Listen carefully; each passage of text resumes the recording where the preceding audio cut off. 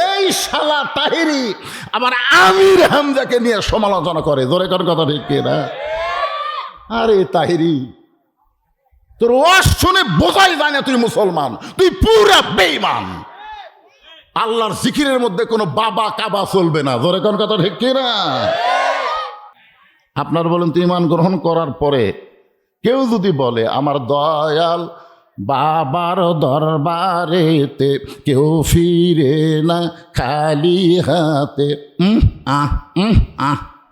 আপনার বলেন তো এর কি ঈমান আছে? জোরে কোন ঈমান আছে? এইরকম একটা বক্তার নাম হলো তাহিরি। জোরে বলেন নাম কি? এই তাহিরের ওয়াজত খালি শুনবেন দয়াল বাবা, কেবলা কাবা, হাই বাবা, হাইলি বাবা, নেংটা বাবা। এদিকে ওই বাবা বাবা করতেছে আর ওর সাঙ্গ ভাঙ্গ।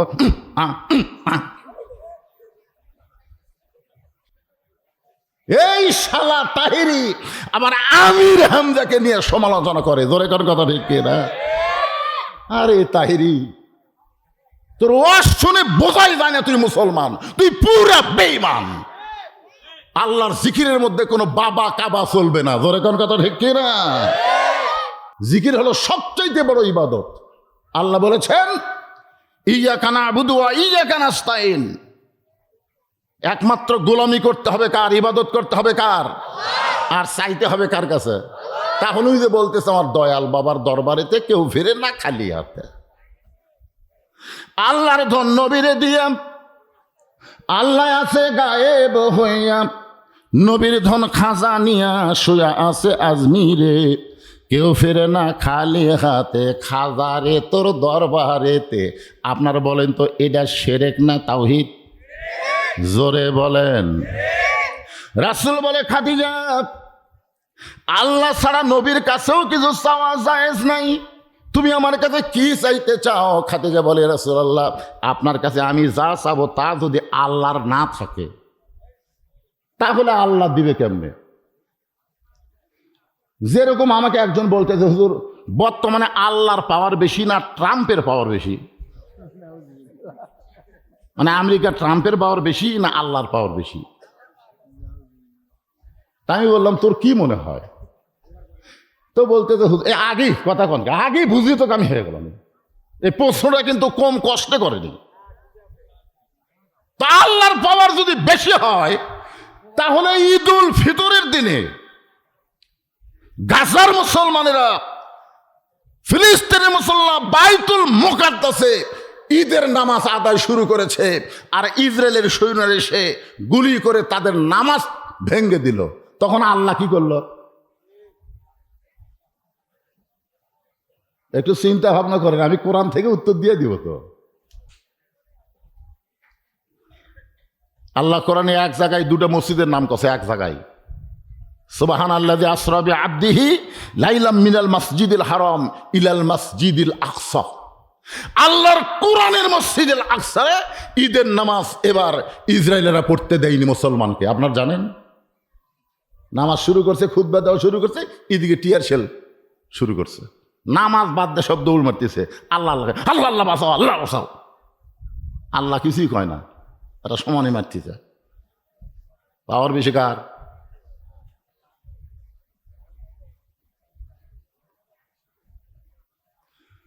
অথচ আমরা সকলেই বিশ্বাস করি তাবারাকাল্লাযী বিয়াদিহিল মুলক ওয়া হুয়া আলা কুল্লি শাইইন কদির। গোটা পৃথিবীর রাজত্ব কর্তৃত্ব মালিকানা কার হাতে? সমস্ত ক্ষমতার মালিক কে? খাদিজা বলতেছে রাসূলুল্লাহ আপনার কাছে যা চাবো তা যদি আল্লাহর না থাকে তাহলে আল্লাহ কেমনে দিবে? রাসূল বলে খাদিজা আল্লাহর নাই এ কথা বলা যাবে না। খাদিজা বলে হুজুর আল্লাহর বাপ নাই, আল্লাহর মা নাই, আল্লাহর বউ নাই, আল্লাহর সন্তান নাই। আপনার বলেন তো আল্লাহর বাপ আছে? এ কথা কন না কেন, আল্লাহর বাপ আছে? তা আমরা তো বলি সব কিছুর মালিক আল্লাহ। আল্লাহর কোনো সন্তান আছে? যে সূরা পড়লে, যে ছোট্ট একটা সূরা পড়লে আল্লাহ খুশি হয়ে 10 পারা কোরআন পড়ার সওয়াব দেয়। আপনার বলুন তো এই সূরার নাম কি? ইখলাস। আমরা এখনই 10 পারা কোরআনের সওয়াব নেব, রাজি আছেন সবাই? তাহলে সবাই আমার সঙ্গে পড়েন, বিসমিল্লাহির রহমানির রহিম। কুল হু আল্লাহু আহাদ আল্লাহুস সামাদ লাম ইয়ালিদ ওয়া লাম ইউলাদ ওয়া লাম ইয়াকুল লাহু কুফুয়ান আহাদ। রাসূল বলে, খাদিজা আপনি আমার কাছে কি চাবেন যেটা আল্লাহ দিবার পারবে না? খাদিজা বললেন, হুজুর আমার 1 নম্বর চাওয়া হলো, আপনি 3.5 বছর গাড়ে হীরার মধ্যে সাধনা করেছেন। ওই সাধনা করার সময় আল্লাহ তাআলা প্রথম কোরআনের 5টা আয়াত আপনার উপর নাজিল করেছে। সর্বপ্রথম কোরআনের 5টা আয়াত নবীর উপর নাজিল হয়েছে, আর ওই নাজিলটা হয়েছে ওই গাড়ে হীরার ভিতরে। ওগো আল্লাহর নবী, ওই গাড়ে হীরা থেকে আপনি চলে আসার পরে যেই জুব্বা পরা অবস্থায় আল্লাহর কোরআন আপনার উপর নাজিল হয়েছিল, আমি খাদিজা খেয়াল করে দেখলাম ওই জুব্বাটা খুলে আপনি যত্ন করে রাইখা দিয়েছেন। ওই জুব্বার কোনো দিন আপনি পরেন নাই। আমার 1 নম্বর চাওয়া হলো, আমি খাদিজা যখন মরে যাব, ওই গাড়ে হীরার ব্যবহৃত জুব্বাটা দিয়া আমাকে কাফনের কাপড় দিয়া দিবে। ওগো আল্লাহর নবী, আমার 2 নম্বর চাওয়া হলো, আপনার পবিত্র হাত দিয়া আমাকে অন্ধকার কবরে নামায় দিবেন। আমার 3 নম্বর চাওয়া হলো, কবরে মাটি দিয়ে সবাই যখন চলে যাবে, এমন সময় 2টা ফেরেশতা আল্লাহ কবরে পাঠায় দিবে। কবরে মাটি দিয়ে সবাই যখন চলে আসবে, এমন সময় 2টা ফেরেশতা কিন্তু আমাদের সকলের কবরে আসবে। এই 2টা ফেরেশতার নাম হলো, জোরে কন, 2-1জন কয়, 2-1জন কয় না। আপনার এগুলো জিনিস মুখস্থ রাখেন না কেন? মরার কথা মনে নাই তো? বাড়ির যাবো, তুই এখানে যায় এটা এর বাপ কে রে? সন্ধ্যার সময় মেয়ে মানুষ ঘোড়া খোঁজে, হাঁস মুরগি উঠলো কিনা। সন্ধ্যার সময় পুরুষ মানুষ গোয়াল ঘর খোঁজে, গরু ছাগল উঠলো কিনা। আর রাত এখন কয়টা বাজে? এরা কুটি আছে, আর বাপ মা খুঁজলে না কে? এটি আছে, ওর বাপ কুটি জানি না। শোনেন ভাই, আফসোস করা লাগবে রে। আল্লাহ রাসূল কেন বললেন 7 বছর থেকে তালিম দাও, 10 বছর থেকে জোর করে নামাজ ধরো? কেন বললেন? এই সকল বাচ্চাদেরকে এখন থেকে শিক্ষা দেওয়া দরকার। জোরে কর কথা, ঠিক কিনা? এখন থেকেই। পরে পস্তাবেন, পরে ভাবিয়া করিও কাজ, করিয়া ভাবিও না, পরে খালি কান্দে মরবেন, কাম হবে না, কথা হবি না। কথা না বুঝলে মনোযোগ দিয়ে শোন বাবা, অত্যন্ত গুরুত্বপূর্ণ কথা চলতেছে। আল্লাহ রাসূল বলতেছেন, সাহাবীরা আমার খাদিজা বলতেছে, ওগো আল্লাহর নবী, কবরে মাটি দিয়ে সবাই যখন চলে যাবে, এমন সময় 2টা ফেরেশতা কবরের ভিতরে আসবে। 2টা ফেরেশতার নাম হলো মুনকির নাকির। ধরে বলেন নাম কি? ফেরেশতা আসিয়া যখন জিজ্ঞাসা করিবে, এ গান গাইলে গুনাহ হবে না, সবাই যারা না পারো আমার সাথে গুনগুন করো। ফেরেশতা আসিয়া যখন জিজ্ঞাসা করিবে, দিন কি তোমার মাবুদকে বা, তখন কি বলিবে? কি বলবে? আল্লাহ বিনে নাই রে মাবুদ। সবাই বলেন, আল্লাহ বিনে নাই রে মাবুদ। জবানে তাই বলো রে বলো, মুখে আল্লাহ রাসূল সবে বলো। খাদিজা বলতেছে, ইয়া রাসূলুল্লাহ, এই 3টা প্রশ্নের উত্তর আমি দিবার পারবো না। হুজুর, আমার পক্ষ থেকে আপনি একটু উত্তর দিয়া দিবেন। এই 3টা চাওয়া যদি আপনি পুরা করেন, তাহলে আমি খাদিজার আর কোনো টেনশন নাই। সঙ্গে সঙ্গে আল্লাহ নবী খাদিজার কপালে একটা চুমা দিয়ে বললেন, খাদিজা, ওই আল্লাহর শপথ করে বলতেছি, আমার আগে যদি আপনার মৃত্যু হয়, কথাটা গুরুত্ব দিয়ে শুনবেন। আল্লাহ রাসূল বললেন, ওই আল্লাহর শপথ করে বলতেছি, আমার আগে যদি আপনার মৃত্যু হয়, তাহলে আপনার 3টা চাওয়াই আমি পুরা করব ইনশাআল্লাহ।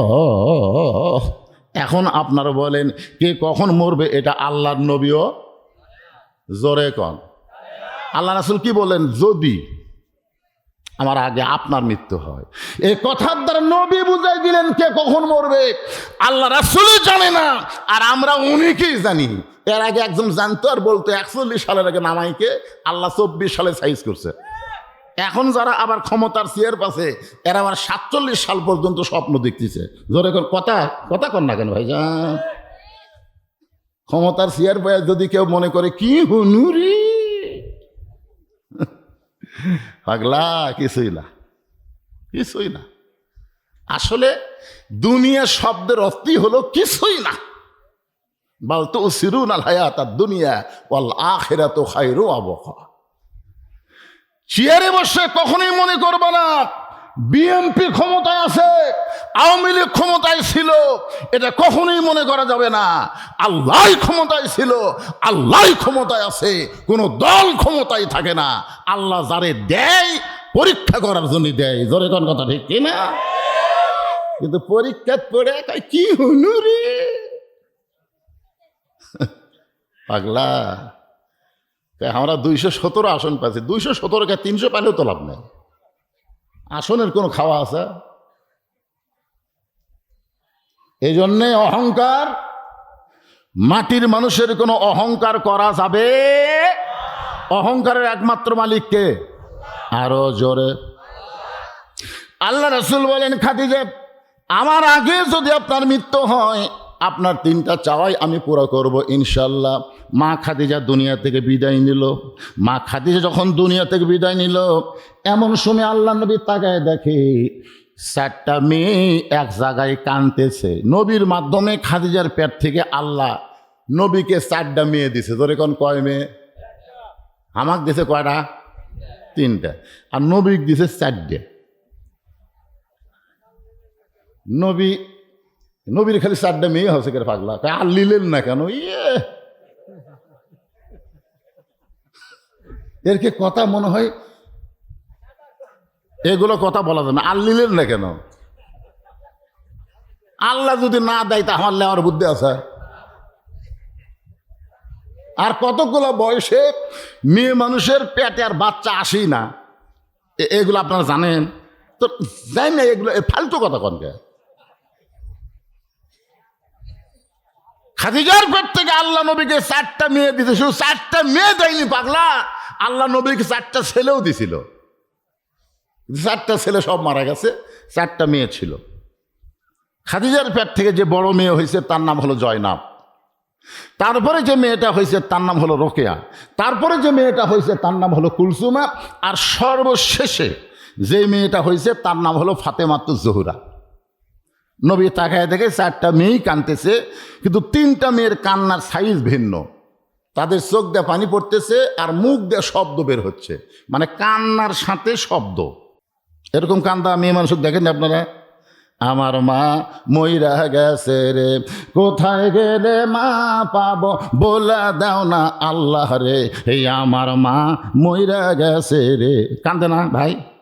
আমার এলাকা দেখছি এক মেয়ে এসে কাঁদতেছে, আমার বাবা মইরা গেছে রে, মরার আগে খাট দিবার চাছিল, এখন সেই খাট আমাকে দিবে কে, আমার বাবা মইরা গেছে রে। মানে লাশের কাছে কান দিচ্ছে, মাটির থাপড়াচ্ছে আর বলতেছে খাট দিবার চাইছিল, সেই খাট দিবি কে? তখন বড় ভাই দৌড়ে এসে বলতেছে আর কান্দিস না, যে খাট বাবা দিবার চাইছিল সেই খাট আমি কিনা দেবো রে। ওই সাথে সাথে কান্না বন্ধ করছে। কিছুক্ষণ পরে শয়তান বলতেছে খাট না হয় বড় ভাই দিবার চাইল, কিন্তু খাটের তোষক, ল্যাপ, বালুস এটা দিবি কে? তখন আবার শুরু করছে, বাবা সেই খাট দিবার চাইছিল, বড় ভাই সেই খাট দিবে, এখন ল্যাপ তোষক দিবি কে, আমার বাবা মইরা গেছে রে। তখন ছোট ভাই সে বলতেছে কান্দিস না পাগলি, ওই ল্যাপ তোষক আমি কিনা দেবো। তখন মেয়েটা সাইডে দেয় বলতেছে মানুষ বুড়া হলে তো মরবি। এরকম কিছু মেয়ে মানুষ আছে না নাই? কান্দে আর বান্দে, কান্দে। আল্লাহ রাসূল তাকে দেখে 3টা মেয়ে কাঁদতেছে, কান্নার শব্দ শোনা যায়, কিন্তু আর একটা মেয়ের দিকে তাকায় দেখে কান্দে, কিন্তু কান্নার কোনো শব্দ নাই। 2 চোখ দিয়ে পানি দর দর করে গাল বয়ে পড়তেছে। ওই মেয়েটার নাম হলো ফাতেমা। রাসূল ফাতেমাকে ঘরের মধ্যে ডাক দিয়ে বললেন, ফাতেমা তুমি একটু ঘরের মধ্যে আসো। ফাতেমা কাঁদতে কাঁদতে যখন ঘরের ভিতরে যায়, আল্লাহ নবী বলেন, ফাতেমা রে, তোমাদের মা দুনিয়া থেকে বিদায় নিয়েছে। ওগো ফাতেমা, তুমি কি জানো তোমার মা বিদায় নেওয়ার আগে আমাকে 2টা ওসিয়ত করে গেছে, ওসিয়ত পালন করা হলো ওয়াজিব। তোমার মা ওসিয়ত করেছে তোমার মাকে তুমি গোসল করাতে হবে, তোমার মাকে তুমি কাফন পরাতে হবে। ফাতিমা বললেন, বাবা আমার আরো 3টা বোন আছে, তাদেরকে সঙ্গে নিয়ে কি মা গোসল করাতে পারবো না? তাদের সঙ্গে নিয়ে কি মাকে কাফনের কাপড় পরাতে পারবো না? আল্লাহ রাসূল বললেন, ফাতেমা তোমার মা শুধু তোমার ব্যাপারে ওসিয়ত করেছে, অন্য কাউকে সঙ্গে নেওয়া যাবে না। এখান থেকে আপনারা খেয়াল করবেন, ওসিয়ত পালন করা ওয়াজিব। তাহলে খাদিজা যদি ওসিয়ত করতে পারে, আপনারা ওসিয়ত করবেন, মরার আগে ওসিয়ত করবেন, কোনো বেনামাজি আমার কবর যেন না খোঁড়ে। কয়জন ঠিক করলেন? কয়জন? কারণ এখনকার অধিকাংশই কবর খোঁড়ে বেনামাজিরা। জোরে কোন কারা? আমার এলাকার কেউ মরলে ওরাই 5 জন। তো বিড়ি খাই কবর খোঁড়ে আপনি বাধা দিচ্ছেন? এই কথা কন না কেন? যে ব্যক্তি বিড়ি খায়ের কবর খোঁড়ে আপনি বাধা দিচ্ছেন? খোঁড়ার মানুষ নাই কেন? খোঁড়ার মানুষ নাই কেন? আপনি দুনিয়াতে একটা বাড়ি তৈরি করতেছেন, যেই বাড়িতে আপনি থাকারই কোনো গ্যারান্টি নেই। সেই বাড়ি যদি 3 তালা 4 তালা করেন, আপনি যেমন তেমন মিস্ত্রি দিয়ে বাড়ি বানাবেন? তাহলে দুনিয়ার ভালো বাড়ি বানাতে ভালো মিস্ত্রি যদি আপনি খোঁজ করেন, যে কবরে আপনাকে 50,000 বছর থাকা লাগবে, সেই কবর খোঁড়ার জন্যে ভালো মিস্ত্রির দরকার আছে না নাই? যেরকম আছে না নাই? এক ওয়াক্ত নামাজ পড়ে না, মাটি খোঁড়ে আর বিড়ি খায়, ওরা কবর খুলবে। খালি কবরও যাইয়া দেখেন, যাওয়া মাত্র প্রশ্ন উত্তরের আগেই শুরু হবে, কে রে বিড়ি খোর তোর কবর খুললো কে? খাদিজার মতন একজন মহিয়সী নারী ওসিয়ত করেছে, আমি যখন দুনিয়া থেকে বিদায় নিব, আমার ফাতেমা আমাকে গোসল করায় দিবে, আমার ফাতেমা আমাকে কাপড়ের কাপড় পরায় দিবে। ফাতেমা বলতেছেন, বাবা আরো 3টা বোনকে বাদ দিয়া আমার ব্যাপারে মা ওসিয়ত কেন করেছে? আমি কি আপনার কাছে শুনতে পারি না? রাসূল বলে, ফাতেমা তাহলে শোনো, একদিন গভীর রাত্রে তোমার মা আমার হাতটা বুকের মধ্যে নিয়ে পাগলির মতন হাসতেছে। আল্লাহ রাসূল বলে, খাদিজা আপনার কি হলো? আপনি ঘুম থেকে উঠে আমার হাত বুকের মধ্যে হাসতেছেন কেন? খাদিজা বলে, হুজুর আপনি আমার ছোট মেয়ে ফাতেমাকে চেনেন? আল্লাহ রাসূলকে খাদিজা বলতেছে, ওগো আল্লাহর নবী, আমার ছোট মেয়ে ফাতেমাকে আপনি চেনেন? রাসূল বলতেছে, আমি হলাম বাবা, আপনি হলেন মা, এই চিনবো না কেন? এইটা কেমন কথা? খাদিজা বলে, হুজুর আপনি বাবা হয়েছেন, শুধু জানতে পারবেন, চিনতে পারবেন না, কারণ কোন সন্তান কেমন এটা বাবা জানে না, এটা জানে তার মা। বাবা জানে কিন্তু চিনবি না। আজকে যেই ছেলে কোরআনের মাহফিলের সামনে বসে আছে, আর যে ছেলেরা রাস্তায় ঘুরতেছে কোরআনের মাহফিল আসতেছে না, অনেকগুলো ছেলে ওয়াজ শুনতে শুনতে উঠে চলে যাচ্ছে, আবার অনেকগুলো ছেলে রাস্তা থেকে এসে কোরআনের মাহফিলে বসতেছে। এটা কেন হচ্ছে এরকম? এটা বাপের কারণে নয়, এটা হলো মায়ের কারণে। বাবাই আনন্দে মাতিয়া সাগরে ভাসাইয়া সেই যে চইলা যায়, খবর লয় না। মাজন ধরিয়ায় উদরে কতই যত্ন করে, ধরিয়ায় উদরে কতই যত্ন করে, 10 মাস পরে পায় প্রসবের বেদনা। এমন দরদি ভবে কেউ হবে না আমার মা গো। মা পেটে নিয়ে যদি নামাজ পড়ে, 4 মাসের বাচ্চা, এদিকে শোনেন, কি রে মন কোন দিকে দেন? 4 মাসের বাচ্চা পেটে নিয়ে মা রুকুর থেকে সেজদাত গেছে, পেটের মধ্যে বাচ্চা একটু চাপ খাচ্ছে। ফেরেশতারা বলতেছে, আল্লাহ দেখো তোমার বান্দি রুকুর থেকে সেজদায় যাওয়ার কারণে পেটের মধ্যে বাচ্চা চাপ খেলো, বাচ্চার কি কষ্ট হয় না?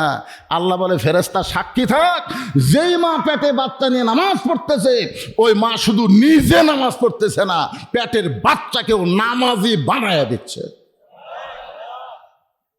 এই যে রমজান মাসে হোটেলের দরজা কালো পর্দা দিয়ে ভিতরে যারা খায়, এরা কোন মাল?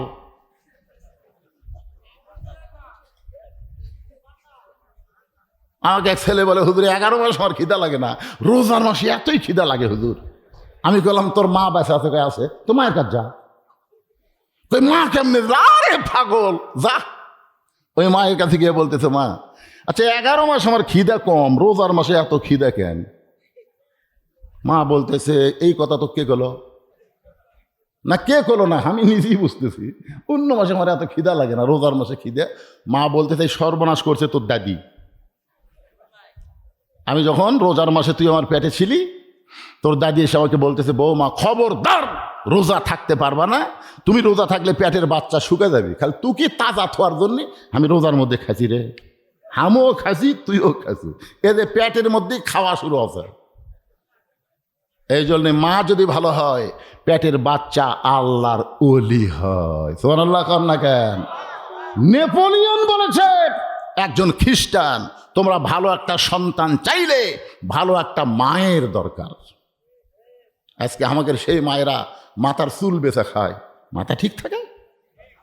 মরার পরে 5 কাপড় দেওয়া লাগে, মাথায় একটা কাপড় দেয়, আর সেই মাথার চুল বেচা থাকতেই বেচা খায়।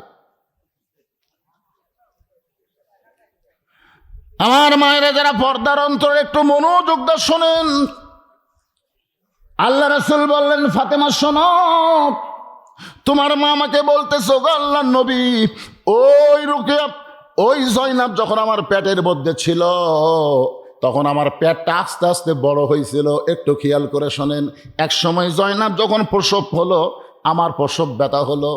ওই রোকেয়া যখন আমার পেটে ছিল, খাদিজা নবীকে বলতেছে, আমার পেটটা বড় হয়েছিল, পেটে এক সময় ওজন হয়েছিল। রোকেয়া যখন জন্মগ্রহণ করলো, আমার তখন প্রসব ব্যথা হলো, আমার রক্ত ঝরলো। কুলসুমা যখন আমার পেটের মধ্যে ছিল, আমার পেটটা উঁচু হয়েছিল, পেটের ওজন হয়েছিল। এই কুলসুমা যখন দুনিয়াতে ভূমিষ্ঠ হবে, আমি খাদিজার কষ্ট হলো, রক্ত ঝরলো। আল্লাহর শপথ করে বলতেছি, ওই ফাতেমা যখন আমার পেটের মধ্যে ছিল, আমার পেট এক সময় বড় হইল, কিন্তু পেটের মধ্যে কোনো ওজন বুঝতে পারলাম না। যেদিন ফাতেমা দুনিয়াতে ভূমিষ্ঠ হইল, আমার কোনো কষ্ট নেই, আমি তাকাই দেখি ফাতেমা ভূমিষ্ঠ হওয়ার সময় তার 2টা কচি হাত দিয়া তার ইজ্জত পর্যন্ত ঢেকে দুনিয়াতে জন্ম নিল।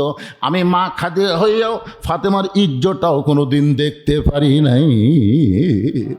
সেদিন থেকে বুঝতে পেরেছি, এই ফাতেমা সাধারণ কোনো সন্তান নয়। আমি দুনিয়া থেকে বিদায় নেওয়ার পরে ফাতেমা যেন আমাকে কাফনের কাপড় পরায় দেয়, ফাতেমা যেন আমাকে গোসল করায় দেয়। আল্লাহ নবী বলেন, ফাতেমা, এই মুহূর্তে তোমার 1 নম্বর দায়িত্ব হলো তোমার মাকে তুমি একা একা গোসল করায় দাও। নবীর কথা মতো ফাতেমা খাদিজাকে একা একা গোসল করানোর পরে আল্লাহ নবীর সামনে বলে, বাবা, মাকে তো গোসল করাই দিলাম, এখন মাকে কাফনের কাপড় পরাতে হবে। আল্লাহ রাসূল আস্তে আস্তে ওই জুব্বাখানার কাছে গেলেন। ওই জুব্বাখানা বের করে জুব্বাখানায় একটা চুমু দিয়ে ফাতেমার হাতের কাছে নিয়ে বলতেছেন, মা, এই জুব্বাটাই তোমার মাকে কাফনের কাপড় পরাতে হবে। ফাতেমা ছোট বাচ্চার মতন কান্দে, শুধু কান্দে আর কান্দে। রাসূল বলে, ফাতেমা কান্দো কেন? বলে, কান্দার কারণ হলো, আমি মায়ের মুখে সবসময় গল্প শুনেছি। আমার মা বলেছে, তোমার বাবা যখন রাখাল ছিল আমার অধীনে, তখন আমি মক্কার সব চাইতে ধনবতী রমণী ছিলাম। ওগো ফাতেমা, আমি তোমার বাবা রাখালকে আমার স্বামী বানায়া আমার সমস্ত সম্পদ তাকে দিয়া তাকে মক্কার সব চাইতে ধনী বানায় দিছি। ফাতেমা কান্দের বলে, বাবা, আমার যেই মা মক্কার সব চাইতে ধনবতী রমণী ছিল, আজকে সেই মা দুনিয়া থেকে বিদায় নিল। মক্কার দোকানিকে নতুন কোনো কাপড় নাই, নতুন কোনো কাপড় না দিয়া এই পুরাতন জুব্বা আমার মাকে আপনি কাফনের কাপড় দিচ্ছেন। মরে যাওয়ার সঙ্গে সঙ্গেই কি আমার মাকে আপনি ভুলে গেলেন? রাসূল কান্দার বলে, ফাতেমা রে, এই জুব্বা আমি তোমার মাকে দিচ্ছি না, বরং তোমার মা আমার কাছে চেয়েছে। ফাতেমা চমকে বলে, বাবা, তাহলে এই জুব্বার মধ্যে এমন কি মাহাত্ম্য আছে যার কারণে আমার মা তোমার কাছে কাফনের কাপড় হিসেবে চাইছে? রাসূল বলে, ফাতেমা, এই জুব্বা সাধারণ কোনো জুব্বা নয় মা, এই জুব্বার সঙ্গে আল্লাহর কোরআনের সম্পর্ক রয়েছে। এই জুব্বা সাধারণ কোনো জুব্বা নয়, এই জুব্বার সঙ্গে আল্লাহর কোরআনের সম্পর্ক রয়েছে। এখন আপনাদের কাছে আমি জানতে চাই, যার সাথে কোরআনের সম্পর্ক থাকে তার দাম বাড়ে না কমে? একই গাছের কাঠ দিয়ে তিনটা জিনিস বানাচ্ছে, একই গাছের কাঠ দিয়ে। একটা বানাচ্ছে খাট, একটা বানাচ্ছে সোফা, আর একটা বানাচ্ছে রেহাল। গাছ কিন্তু একটাই, জিনিস বানাচ্ছে কয়টা? তিনটা। এখন আপনাদের কাছে যদি আমি প্রশ্ন করি, এই তিনটা জিনিসের মধ্যে দাম বেশি কার? রেহালের। কি একে চিন্তা করে দেখেন, খাটের সাথে মানুষের সম্পর্ক, সোফার সাথে মানুষের কথা কয় না, সোফার সাথে আর রেহালের সাথে। তাহলে কোরআনের সম্পর্ক থাকার কারণে একটা রেহালের দাম যদি বেড়ে যায়, সেই কোরআনের সাথে আমাদের সম্পর্ক করার দরকার আছে না নাই? কারা কারা করবেন? আল্লাহকে একটু হাত দেখান তো দেখি, আল্লাহ দেখান। আল্লাহ, আল্লাহ দেখো, আল্লাহ তোমার পাগল বান্দারা এই হাত টান টান করে তোলেন। এটাই অডিও হচ্ছে, ভিডিও হচ্ছে, এই ক্যামেরা নারে পাগলা। আল্লাহর ফেরেশতারা আল্লাহর কাছে ভিডিও পাঠাচ্ছে। আল্লাহ তোমার বান্দারা এই গভীর রাত্রে তোমার কোরআনের সঙ্গে সম্পর্ক করার জন্যে দুই হাত তুলে তোমাকে দেখায়, এই হাতগুলো তুমি কবুল করে নাও। জোরে বল আল্লাহুম্মা আমিন। হাত নামান, লিল্লাহি তাকবীর। এখন এই কোরআনের সঙ্গে সম্পর্ক রাখতে গেলে আপনাদেরকে কেউ যদি জঙ্গি কয়, যদি রাজাকার কয়, এই যে কিছুদিন আগে একজন পাগড়িওয়ালা টুপিওয়ালা সংসদ সদস্য হানজালা, নাম শোনেননি? আর্মির সাথে মুসাফা করে মসজিদে নামাজ পড়তে যাচ্ছে, সংসদ থেকে কেবল বের হয়েছে, ইতিমধ্যে কে যেন বলতেছে ওই যে জঙ্গি এমপি যায়। আপনার বলেন তো ওর দোষ কি? এই হানজালার দোষ কি? হ্যাঁ, পাগড়ি জুব্বা এমনি হসে। এই এখন এরা উঠে রে, এরা কোন দলের রে? এরা কোন দলের? যান, উঠে যান, কদ্দূর পর্যন্ত যাওয়া পারেন আল্লাহ জানে। ধরে কোন ঠিক কিনা? এই মুহূর্তে উঠে কেউ যাবার ফেলে ওই বাড়ির যাওয়ার আগে আল্লাহ হাসপাতাল নিয়ে যাওয়ার পারে কি পারে না? পারে, কথা কন না কেন ভাই, পারে না? সিনা টান করে উঠে যাচ্ছেন। কোরআনের ওয়াজ তো আবু জাহেল শুনছে, আপনার বসে শুনতেছেন, ওই খাড়া হয়ে শুনছে। সারা রাত কোরআন তেলাওয়াত শুনছে, সারা রাত। সকালবেলা গিয়ে বলতেছে এত সুন্দর কোরআনের বাণী, রাতটা কোন দিক দিয়ে গেল আমি বুঝবারই পারিনি। আবু সুফিয়ান বলেন, তা যে কোরআন শুনতে সারা রাত চলে যায় সেটা ধরলে কি হবে? আবু জাহেল কয়, এই জায়গাতেই তো কাম। এটা শোনা যায় রে, কিন্তু এটা মানা যায় না। এটা মানবার গেলে আমাকে ভুয়া নেতৃত্ব চলবি না। এই কোরআনকে মহব্বত করেন। চিন্তা করে দেখেন, ফাতেমার হাতে জুব্বা, রাসূল বলতেছেন এই জুব্বা সাধারণ কোনো জুব্বা নয়। এই জুব্বা পরা অবস্থায় ফেরেশতা জিবরাইল গারে হিরায় আমার কাছে এসেছে। কোরআনের 5টা আয়াত, ইকরা বিইসমি রাব্বিকাল্লাযী খালাক থেকে 5টা আয়াত আল্লাহ তাআলা এই জুব্বা পরা অবস্থায় আমার উপর নাজিল করেছে। আর সেই জুব্বাটা তোমার মাকে কাফনের কাপড় তোমার মা আমার কাছে চেয়েছে। জোরে করে সুবহানাল্লাহ। আপনারা সবাই হাত তুলেছেন, আমরা আল্লাহর কোরআনের সাথে সম্পর্ক করব। তাহলে কোরআনের সঙ্গে সম্পর্ক করতে গেলে প্রাইমারির জন্য কিছুই করা লাগবে না। এই মাদ্রাসার জন্য আমাকে বলছে হুজুর 30,000 ইট হলে আমাদের মাদ্রাসা দোতলা কমপ্লিট হবে। 30,000 ইট, এই হাজার হাজার মানুষের মধ্যে 30,000 ইট দেওয়ার লোক আছে? উঠবেন না, আপনারা ওঠেন না। দানের কথা শুনলে লাভ দেওয়া ওঠেন, এটা ঠিক না। দানের কথা শুনলে লাভ দেওয়াটা যায় না। একবার আল্লাহ রাসূল বললেন, ওসমান, ওসমান, আল্লাহ তোমাকে কত সম্পদ দিছে তুমি হিসাব জানো? ওসমান গনি বললেন, ইয়া রাসূলুল্লাহ, একটা হিসাব তো অবশ্যই আছে। বলে কি হিসাব? বলে আল্লাহ আমাকে যত সম্পদ দান করেছে সেই সম্পদগুলো রাখতে যে গুদাম লাগে, এই গুদামও তালা দিয়ে ওই তালার সোনানির চাবি টানতে একটা উট হিমশিম খায়। সোনাল্লাহ খুলেন না কেন? মানে কি কি টানতে? ওদের তালাতে যে দেয় না সেটার নাম কি? চাবি, সোনানি। এই সোনানি টানতে একটা উট হিমশিম খায়। আল্লাহ রাসূল বলে, ওসমান, এত সম্পদ আল্লাহ তোমাকে দিছে, যদি আল্লাহ ফেরত চাই তুমি কি করবা? সঙ্গে সঙ্গে ওসমান গনি মারছে দৌড়। সাহাবেরা বলতে হুজুর দেখছেন, দেখছেন কি দৌড় দিল? আপনি যেই বলছেন আল্লাহ যদি ফেরত চায়, ওসমান জিহারে দৌড় দিল, রাসূল বললেন ইয়ানজুরু বিনুরিল্লাহ, তোমরা দেখোনি, আমি দেখছি, কিছুক্ষণ ধৈর্য ধরো। কিছুক্ষণ পরে ওসমান গনি ওই চাবি বহনকারী উটটা নিয়ে এসে নবীর সামনে বলতেছি, ইয়া রাসূলুল্লাহ, শুধু গুদাম না, গুদামের সমস্ত মাল না, তালা না, ওই তালা চাবি, এই চাবি বহনকারী উটটা সহ আমি সব আল্লাহ দিয়ে দিলাম।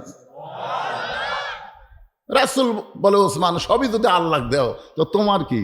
ওসমান গনি বলে, হুজুর, আপনি কি আমাকে পাগল ভাবছেন? পরের জায়গা পরের জমি, সবাই বলেন পরের জায়গা পরের জমি, ঘর বানায় আমি রই, আমি কিন্তু জমির মালিক নই। বিশ্বাস করে বলতেছেন না, এমনি এমনি গান মনে করে বলতেছেন? তাহলে সবাই বলেন পরের জায়গা পরের জমি, পরের জায়গা ঘর বানায় আমি রই, আমি কিন্তু জমির মালিক নই।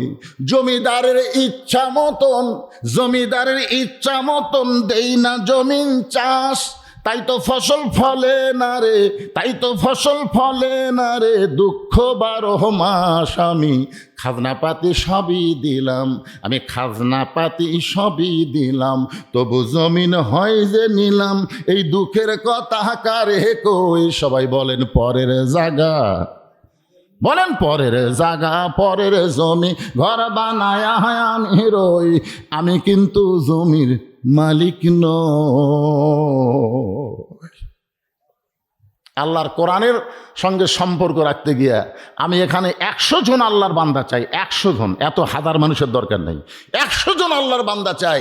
এ মাদ্রাসায় একটা কোরআন শরীফ দান করা লাগবে, 100টা কোরআন শরীফ, 100 জন। কেউ যদি মনে করে হুজুর আমি 1,20টা দেবো, এক কোরআন শরীফ বাবদ মাত্র 500 টাকা, আপনি 500 টাকা দিবেন, এই নবীর মাদ্রাসায় একটা কোরআন শরীফ দান করার সওয়াব আল্লাহ আপনার আমলনামায় দিবে। পৃথিবীর শ্রেষ্ঠ দান নবীর মাদ্রাসায় একটা কোরআন। যারা কোরআনের সঙ্গে সম্পর্ক রাখার জন্য হাত তুললেন, তাদের পকেটে যদি 500 টাকা থাকে, তার কাছে আমার দাবি আছে, যদি না থাকে কোনো দাবি নেই। আপনাকে পকেটে হাত দিয়ে দেখেন তো 500 টাকা আছে?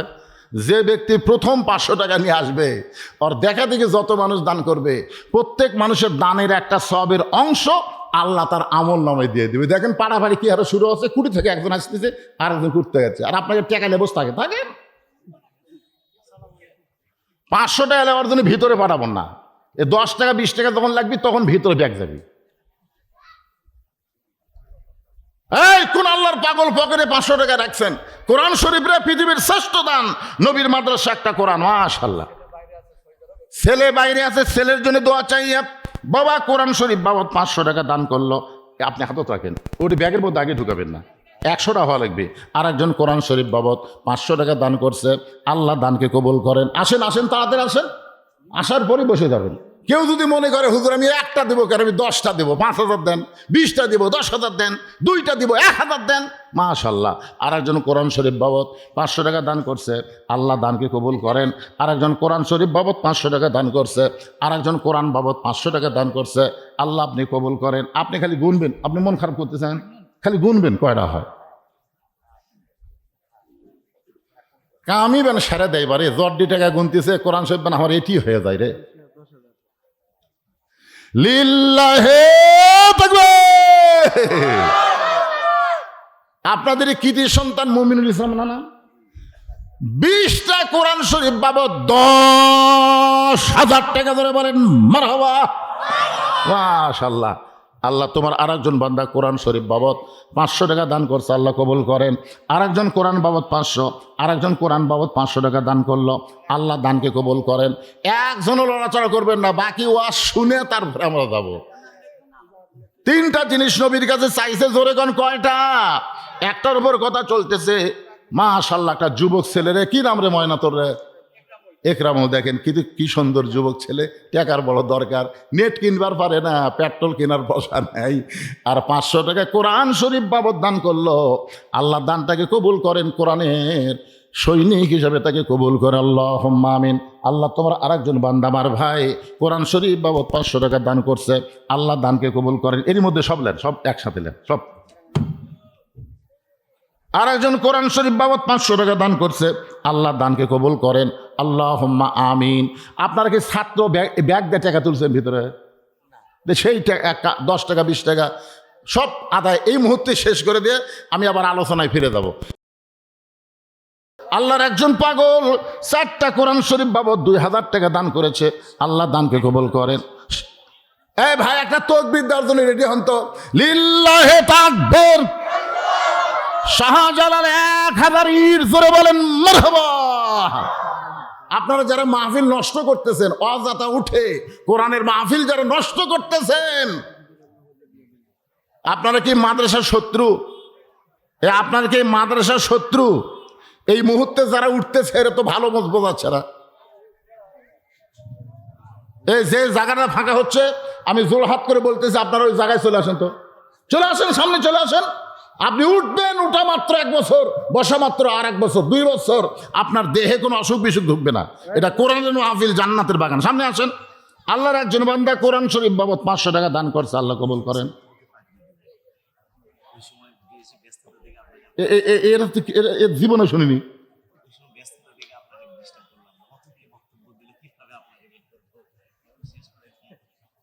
কি কথা রে বারে, এই মাদ্রাসা থেকে 2 জন ছাত্র 30 পারা কোরআন হেফজ করেছে। তাদেরকে পাগড়ি পরানো লাগে, আগে এখন মধ্যে পড়ানো হয়নি। হায় হায় রে, মারাত্মক কথা। বাচ্চাগুলো কি মন খারাপ করে কি কান দিচ্ছে নাকি? না ঘুমাবে কেন? এদিকে টেকার খালি ঠিবরে কোরআন এলাকা খুঁজছে কোরআন শরীফ বাবদ 500, এগুলো এখান থাকে। আর একজন কোরআন বাবদ 500 টাকা দান করেছে। আর একজন কোরআন বাবদ 500 টাকা দান করছে। আল্লাহ কবুল করেন। আর একজন কোরআন শরীফ বাবদ 500 টাকা দান করছে। আল্লাহ কবুল করেন। ভাইজান বসেন, ভাই সোনার ভাইরা বসেন রে। যারা দাঁড়িয়ে আছেন শুধু বসেন। দেখেন আপনারা যে টাকা পয়সা মাদ্রাসায় দান করেন, সে মাদ্রাসার ফসল কি? এই বছর 2টা সে 30 পারা কোরআন হেফজ করছে, তাদের মাথায় পাগড়ি পরানো হচ্ছে। হ্যাঁ, আর একজন কোরআন শরীফ বাবদ 500 টাকা দান করছে। আল্লাহ কবুল করেন। আর একজন 4টা কোরআন শরীফ বাবদ 2000 টাকা দান করেছে। আল্লাহ দানকে কবুল করেন। আল্লাহ নেক নিয়ত নেক আশা পুরা কর। আল্লাহুম্মা আমিন। মাদ্রাসার বাচ্চারা ভিতরে ব্যাগলে নামো। এই মাদ্রাসার বাচ্চারা এই ভিতরে ব্যাগলে নামো, ভিতরে ব্যাগলে নামো।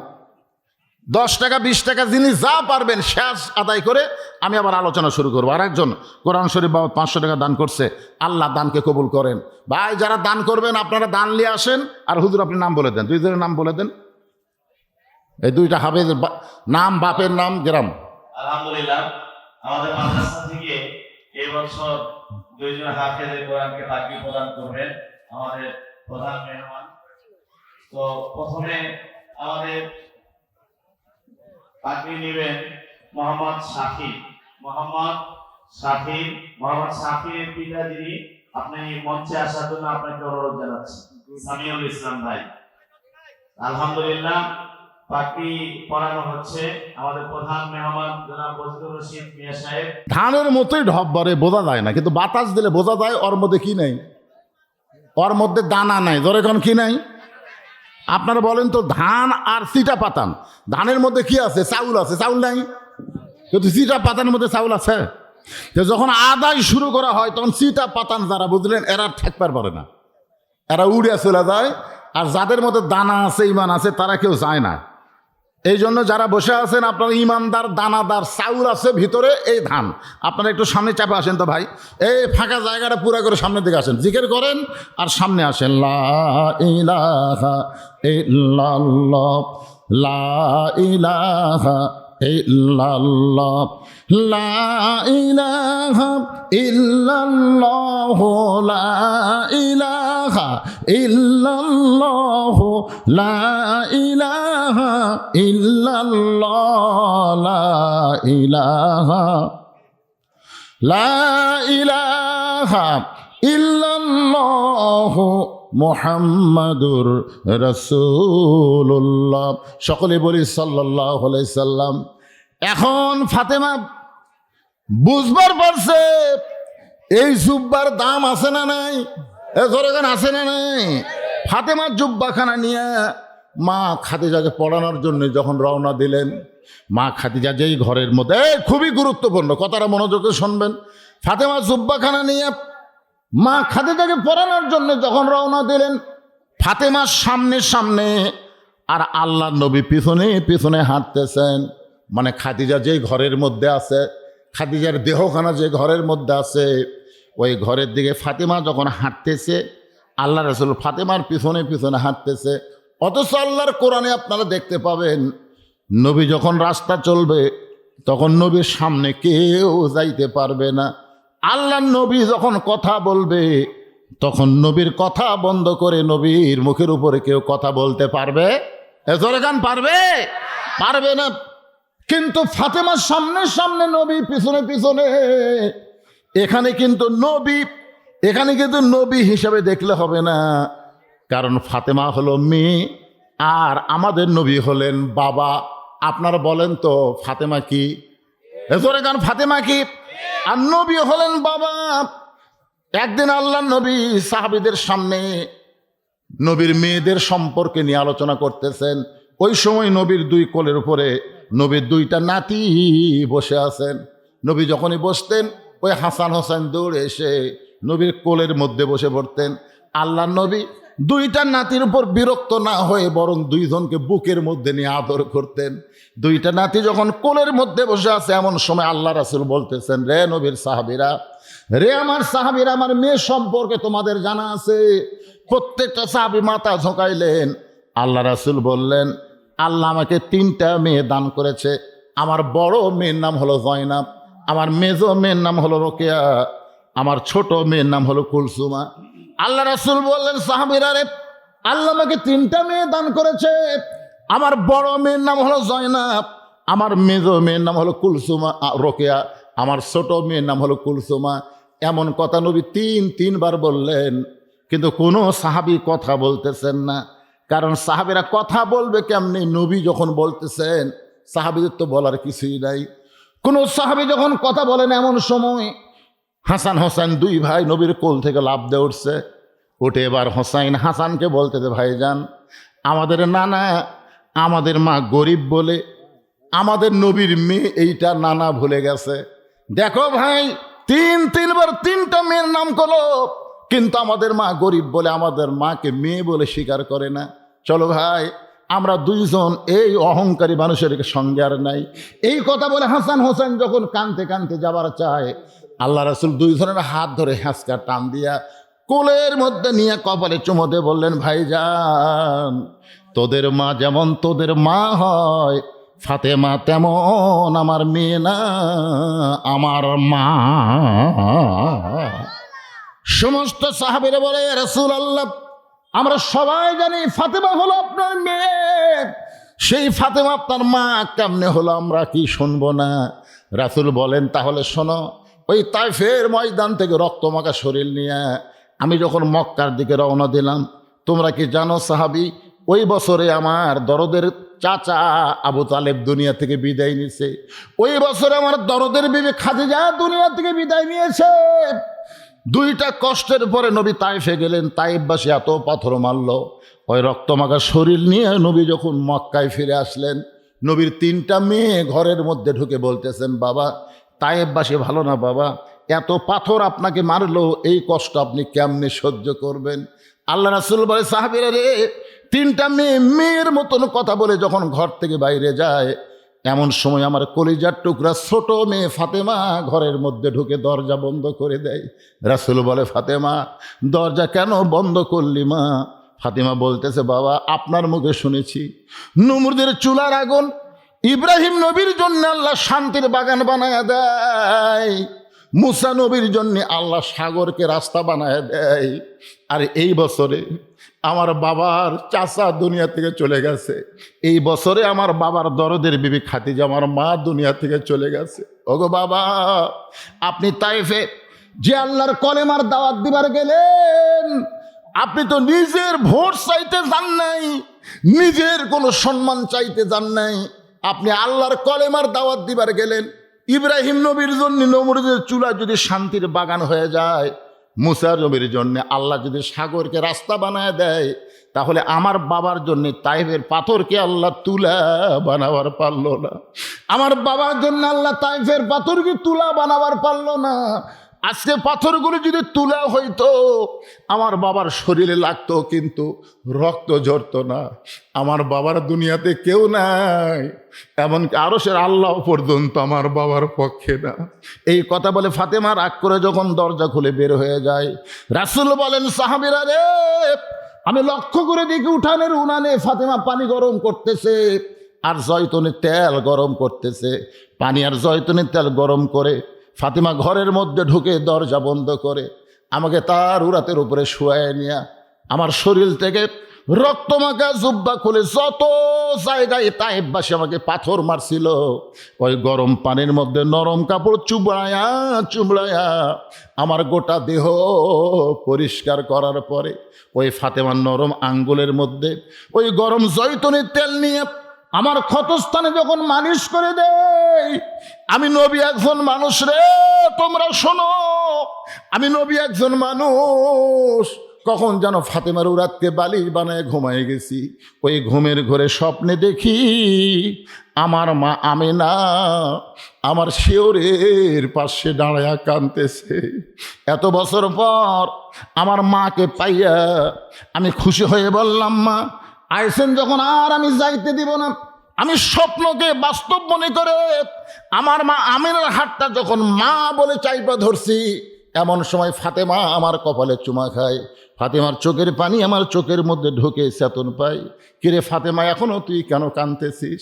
ফাতেমা বলে, বাবা আমি কান্দি না, আপনি আমাকে কান্দান। রাসূল বলে, তোরে কেমনে কান্দালাম মা? ফাতেমা বলে, বাবা আপনি মনে হয় ঘুমের ঘরে স্বপ্ন দেখেছেন, স্বপ্নে মা বলে আমার হাতটা চাইপা ধরছেন, এখনো পর্যন্ত আপনি হাতটা ছাড়েন নাই। রাসূল বলেন, ফাতেমা স্বপ্নে মা বলে যদি তোর হাতটা চাইপা ধরি তাহলে তুই শোনে নে, তুই শুধু আমার মেয়ে না, তোর কলিজা ভরা দরদ হল আমার মা আমিনা।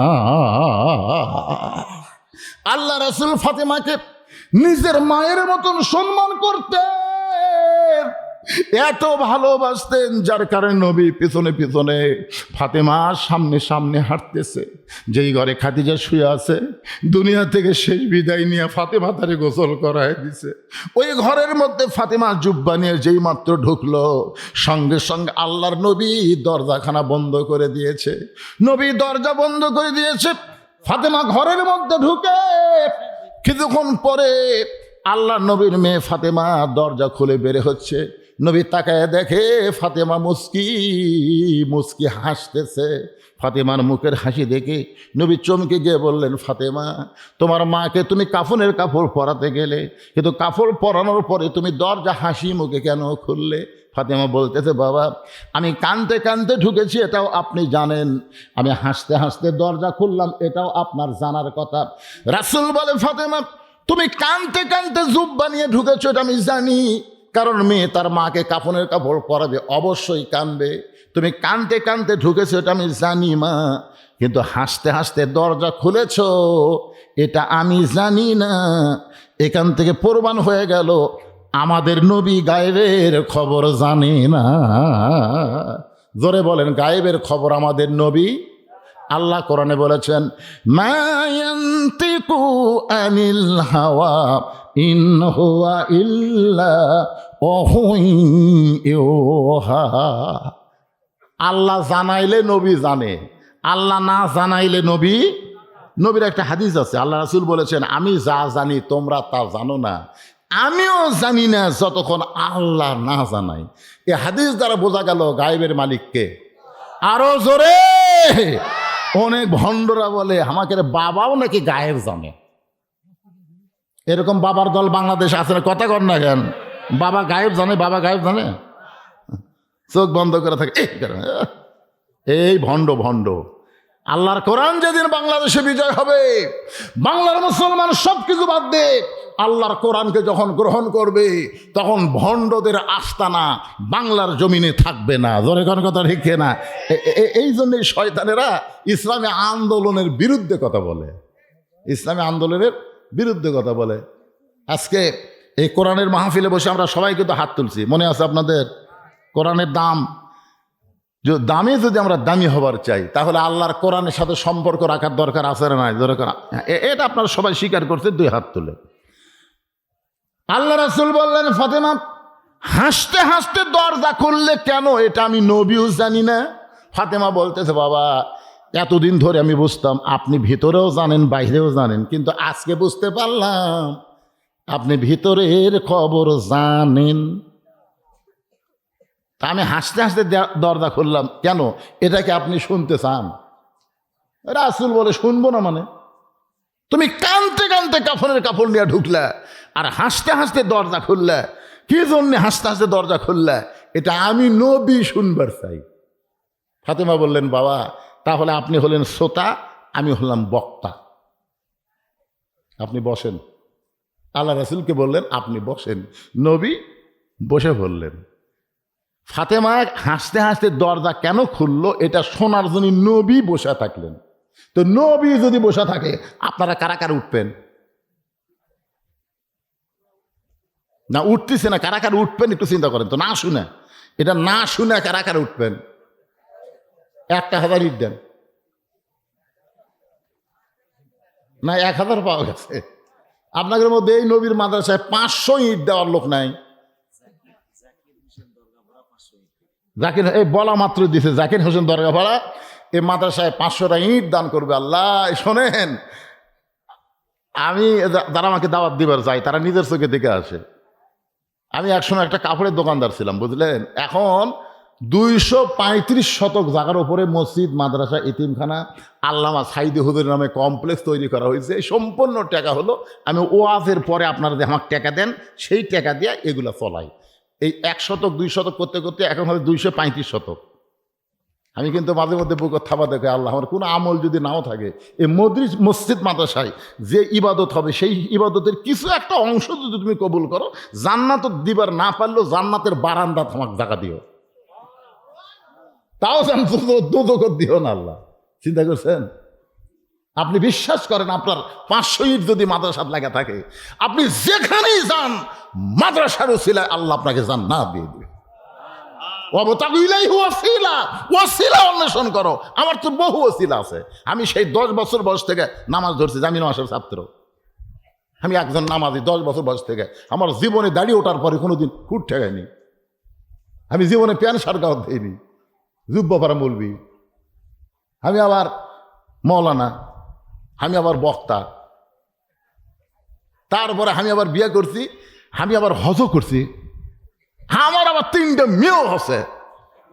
আমি যেদিকে তাকাই খালি জান্নাত রে। তারপরে আল্লাহ বলতেছে এত সহজ না, এত সহজ না। মসজিদ মাদ্রাসা এতিমখানার পরেও 2 হাত তুলে আল্লাহকে বলি, আল্লাহ আমার যে পাপ, তুমি তো আমাকে সরাসরি জান্নাত দিবাই না, তো জান্নাতের বারান্দাত আমাকে একটু জায়গা দিও। আল্লাহ জান্নাতের বারান্দাত দিও, এই জান্নাতের ব্যক্তিকে দেখলেও তাও শান্তি পাওয়া যাবে। কি ভয়! ইন্না আকরাকুম ইনদাল্লাহি আতকাকুম। আপনারা একটু ভয় করেন ভাই। এই নবীর এতিম মাদ্রাসায় মাত্র 30,000 ইট লাগবে, 1,500 হয়েই গেছে। আপনারা সবাই 500, 1000 করে, অনেক স্বাবলম্বী লোক আছে। 1000 ইট দিয়ে পেশাব পায়খানা তৈরি করেন, আর একটা মাদ্রাসার দোতলা কাজ করতে 30,000 ইট লাগবে। একটু আল্লাহর রাস্তে বলেন দেখেন, আল্লাহই দিবে, আপনাকে দেওয়া লাগবে না।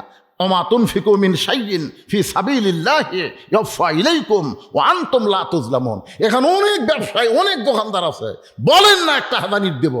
1,000 ইট দেওয়ার লোক নাই, দেবে না।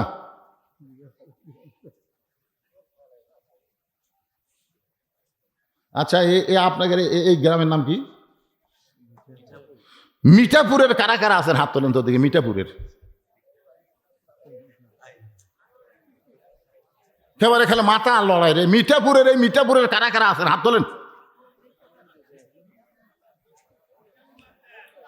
আচ্ছা, এই মিঠাপুর বাদ দিয়া কারা কারা আছেন তারা একটু হাত তোলেন তো দেখি। মিঠাপুর বাদ দিয়া হাত নামান।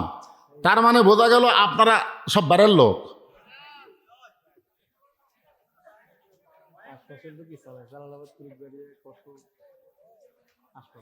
আশ্বাসের আপনারা কি কন যে আপনারা না দিলে মাদ্রাসা বন্ধ হবে? চলবে। আপনাদের মধ্যে এমন কোনো লোক মনে করতেছে না, কিন্তু যেদিন ডাক পড়িবে কবর মাঝে যাইতে, জোগাড় কিছু করছো বন্ধু তার মাঝে বিছাইতে, কিন্তু যেদিন যেদিন এটা আগামীকাল হতে পারে, আপনি নিয়ত করেন হুজুর বহু কিছুই করলাম, ছেলে আমার বিদেশে আছে, আমার ছেলে হাজার হাজার টাকা প্রতি মাসে পাঠায় দেয়, আমি সেখান থেকে ছেলের সুস্থতার জন্য কামাই বরকতের জন্য যে হারে মধ্যপ্রাচ্যের বোম মারতিছে, ধরে কোন কথা ঠিক কিনা? ইরান কিন্তু পাগলা হয়ে গেছে, কখন কুড়ি মারতেছে তার ঠিক নাই। আয় আয় আমেরিকাত লাগাল না, বারানে মারতেছে, কাতারে মারতেছে, কুয়েতে মারতেছে, সৌদি আরবত মারতেছে। মধ্যপ্রাচ্যে আপনার ছেলেরা আছে, একটু সুস্থতার সুন্দর থাকার জন্যে দোয়ার জন্য একটা বাপ কি পারলেন না একটা হাজানির দিবার? লিল্লাহে তাকবীর। শাহজালালের আর এক ভাই, তার নাম কি? আর এক ভাইয়ের নাম কি? মাশাআল্লাহ, বাপ মরে গেছে, শাহজালাল 1000 দিছে, আবার তার ভাইও 1000 দিবে, তাহলে 2500 হয়ে গেছে। 27.5 কি লাগবে? 1000। আরে 2750 আগে দেন তো, হয়ে যাবে ইনশাল্লাহ, হয়ে যাবে ইনশাল্লাহ। কর না কেন? একেবারে 200 করে দিতে পারবেন না, এক ভ্যানত করতেই এটা আছে 100, আরো নিচে নেমেছে 50।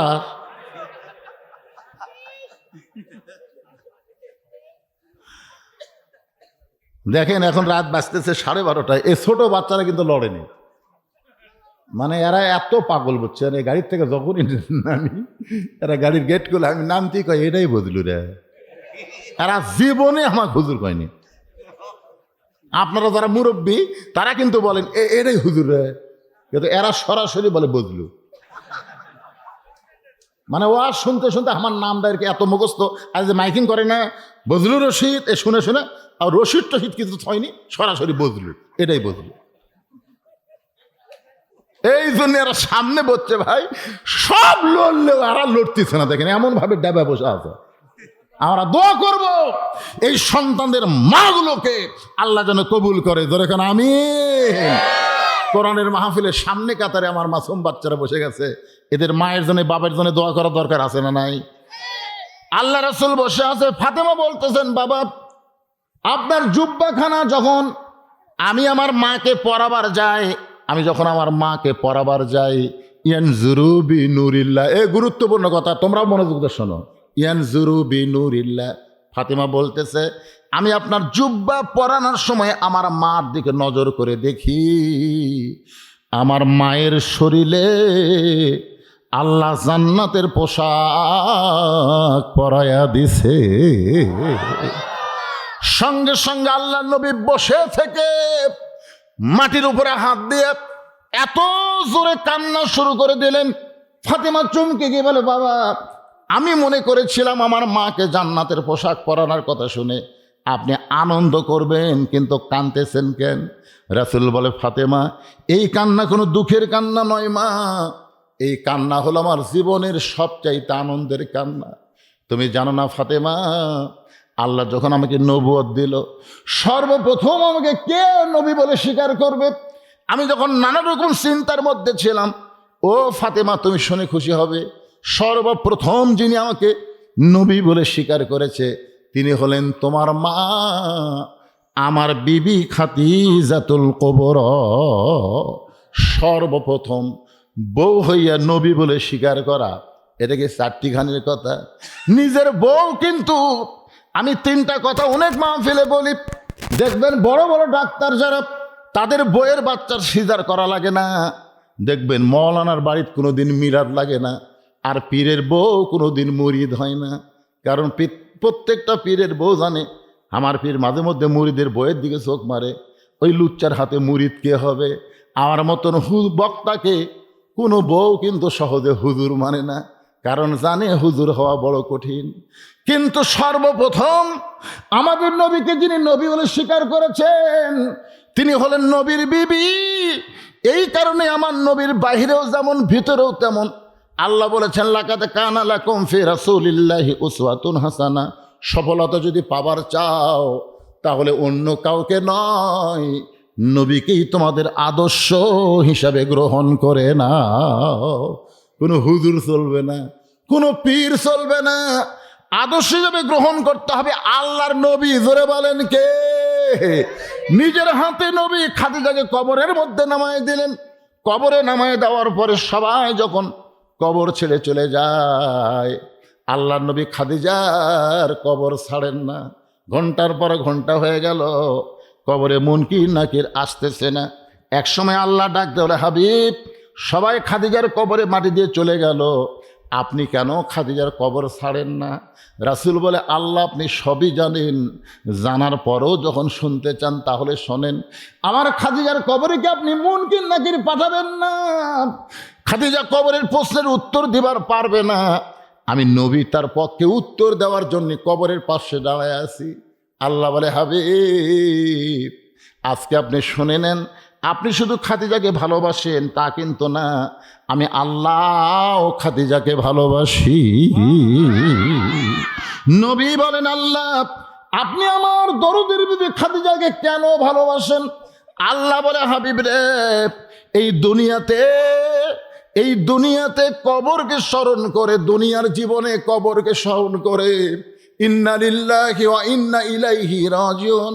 কোন বনের পাখি তুমি, আইলারে কোন বনে, আবার কোন বনেতে যাইতে হবে, পড়ছে নাকি মনে? এই দুনিয়াতে কবরকে স্মরণ করে চোখের পানি বের করে যারা কান্দে, আমি আল্লাহ তাদের জন্য কবরের প্রশ্ন সহজ করে দিই। আর যারা নামাজি, এই যে যারা নামাজি, ইমাম গাজ্জালি বলেছেন, কোনো নামাজি ব্যক্তি যদি নামাজ পড়া অবস্থায় দুনিয়া থেকে বিদায় নেই, মনে করেন জোহরের নামাজ পড়ছে, আসর আগে মারা গেছে, আসর নামাজ পড়ছে, মাগরিবের আগে মারা গেছে, ফজর নামাজ পড়ছে, জোহর আগে মারা গেছে, অর্থাৎ নামাজ পড়ার পরে সে মারা গেছে। অসুস্থ হওয়া সেটা ভিন্ন কথা, কিন্তু নামাজ পড়ার পরে আর এক নামাজ আসার আগে মারা গেছে, ওই ব্যক্তিকে যখন কবরে রাখা হয়, কবরে রাখার পরে মুনকির নাকির এসে প্রথম প্রশ্ন করে, মান রব্বুকা, তোমার রবকে? এই প্রশ্ন যেই করে তখন নামাজ খাড়া হয়। নামাজ বলে, মুনকির নাকির, কাকে রব সম্পর্কে প্রশ্ন করতেছ? তখন বলতেছে, যে ব্যক্তি কবরে ঘুম পাড়তেছে, চেতন পায় না কেন, একই। তখন নামাজ বলতেছে, পাগলা, আমি হলাম ওই ব্যক্তির নামাজ। তুমি যাকে রব সম্পর্কে প্রশ্ন করতেছ, তুমি জানো এই ব্যক্তি প্রতিদিন কয় ওয়াক্ত নামাজ পড়ছে? তাহলে এক বছরে কত ওয়াক্ত? এই বাচ্চা 70 বছর দৈনিক 5 ওয়াক্ত করে হলে 70 বছরে কত ওয়াক্ত নামাজ পড়ছে হিসাব দে। মুনকির নাকির কয়, ভাই আমাকে তো ক্যালকুলেটর নাই রে। আচ্ছা, তাহলে এটা তো ওয়াক্তর কথা বললাম, 5 ওয়াক্ত হলো 70 রাকাত ফরজ, তাহলে 70 বছরে 17 গুণ দে। আমাকে তো হিসাব জানা নাই। এই খালি ফরজ না, সুন্নত পড়ছে, নফল পড়ছে, এই মসজিদে যাই আর কাম কি শোন। মুনকির নাকিরকে বলতে স্যার কাজই হলো নিয়ত বান্দার পরই আলহামদুলিল্লাহি রব্বিল আলামিন। আলহামদুলিল্লাহি রব্বিল, কি প্রশ্ন করতেছু? মান রব্বুকা। নামাজের নিয়ত বান্দার পরে কি বলছে? আলহামদুলিল্লাহ রব্বিল আলামিন। রুকুত যা বলছে সোহান রব্বিয়াল আজিম, শেষদাত বলছে সোহান রব্বিয়াল আলা। তে এতবার রব রব রব রব করে আসে, কেবল কবর ঘুম আছে, আবার রব। মুনকির নাকির কয়, ঠিকই তো তাই রে, যে লোক দুনিয়াতে এতবার রব রব করে কেবল কবরত ঘুমাচ্ছে, আবার রব। আল্লাহ কি হয়েছে? বলে, তোমার বান্দাকে মান রব্বুকা প্রশ্ন করার পরে নামাজ যে হিসাব দেওয়া শুরু করছে, নামাজ যে খেপা খেপছে, আল্লাহ বলতেছে, পাগলা, যে নামাজ নিয়ে কবরে যাচ্ছে, তার শুধু রব না রে, তার সব উত্তর আমি আল্লাহ দিয়ে দিলাম। ধরে কারণ সুবহানাল্লাহ। ভাইজান, এই জন্যে সময় থাকতে সজাগ হন, যে কোনো সময় আমাদের মৃত্যু হবে, যে কোনো সময়। ইন্না সালাতা তানহা আনিল ফাহশাই ওয়াল মুনকার, নামাজ পারে মানুষকে যাবতীয় খারাপি এবং ফাহিশা কাজ থেকে হেফাজত করতে। জোরে কর কথা ঠিক কিনা? আমাদের ভাগ্য ভালো, বর্তমান বাংলাদেশের প্রধানমন্ত্রী উনি একজন নামাজি ব্যক্তি। উনি কি কথা কয় না কেন? তারেক জিয়া যে নামাজি, এ ব্যাপারে সন্দেহ আছে আপনাদের? খুব ভালো নামাজি, উনি খুব ভালো নামাজি, কিন্তু উনি খালি একলা তো ভালো নামাজি হলে হবে না। এই জন্য সংসদে নামাজ কায়েমের বিল উত্থাপন করা লাগবে। জোরে কোন কথা ঠিক কিনা? কারণ আমরা হিসাব করে দেখছি তো ভাই, আরাফার ময়দানে বহুবার গেছি, তো আরাফার ময়দানে গেছি, ওই সাজারাতুল জিয়া অর্থাৎ জিয়া ট্রি, জিয়া গাছ তো দেখেছি, জিয়া গাছ দেখেছি তো, নিজের সেই গাছের তলে বসে বাতাস খেছি। বিশ্বাস করেন, ওই নিমের গাছে যখন বাতাস লাগে, ওই বাতাসটা যখন হাজিদের গায়ে লাগে, ওই বাতাস মনে হচ্ছে না দুনিয়ার কোনো বাতাস, মনে হয় আল্লাহ জান্নাত থেকে এই বাতাস সাপ্লাই করতেছে। আরাফার ময়দান এমন একটা জায়গা, যে জায়গায় কোনো পাপীও যদি মনে করে যে আমি পাপ আছে, তাহলে তার গুনাহ হবে। ওই জায়গায় যাওয়া মাত্রই আল্লাহ তার জীবনের সব গুনাহ মাফ করে দেয়। আর সে জায়গায় গাছ লাগাইছে কে? জিয়াউর রহমান। শুধু গাছ লাগায়নি, দুনিয়া থেকে যখন বিদায় নিল চিটাগাঙ্গে, তখন তার কাছে একটা ব্রিফকেস পাওয়া গেছিল। অনেকেই মনে করছিল না জানি ব্রিফকেসের মধ্যে কি আছে। ব্রিফকেস খুলে দেখে যায় নামাজ, তার উপর সুন্দর করে সাজানো আছে আল্লাহর কোরআন। জোরে কর সুবহানাল্লাহ। যার মা বেগম জিয়া দুনিয়া থেকে বিদায় নেওয়ার পরে লক্ষ লক্ষ মানুষ তার জানাজায় শামিল। একটা হিসেবে দেখা গেল 6 থেকে 7 লক্ষ আলেম পর্যন্ত তার জানাজায় শামিল হচ্ছে। জোরে কর সুবহানাল্লাহ। যার বাপ ভালো, যার মা ভালো, তার সন্তান ভালো হবে, এ ব্যাপারে আমরা সন্দেহ পোষণ করি না। কিন্তু কতকগুলা আশেপাশে আছে, এগুলো ব্যাপারে তারেক জিয়াকে সতর্ক হতে হবে। বহু মিডিয়া আছে, এই মিডিয়ার মাধ্যমে আমাদের বগুড়ার সন্তান, শহীদ জিয়ার সন্তান, খালেদিয়ার সন্তানকে বলবো, আপনি শুধু একা নামাজে হলে হবে না। কো আনফুসাকুম ওয়া আহলিকুম নার, জাহান্নামের আগুন থেকে বাঁচতে গেলে একলা নামাজে হলে হবে না, সবাইকে নিয়ে জাহান্নামের আগুন থেকে বাঁচা লাগবে। জোরে কোন কথা ঠিক কিনা? আজকে আমাদের যুবকদের চরিত্র সুন্দর চরিত্র করতে গেলে নামাজ কায়েমের আন্দোলন ছাড়া কাজ হবে না ভাই। নামাজি পারে ফালিয়াবুদু রাব্বা হাযাল বাইত, ওই ঘরের মালিকের তোমরা গোলাম হও। তোমাদেরকে সাথে সাথে 2টা পুরস্কার দেওয়া হবে। 1 নম্বর পুরস্কার হলো তোমাদের রিজিকের কোনো পেরেশানি থাকবে না। 2 নম্বর পুরস্কার হলো যাবতীয় ভয় ভীতি থেকে আল্লাহ পুরাপুরি নিরাপত্তা দিয়ে দিবে।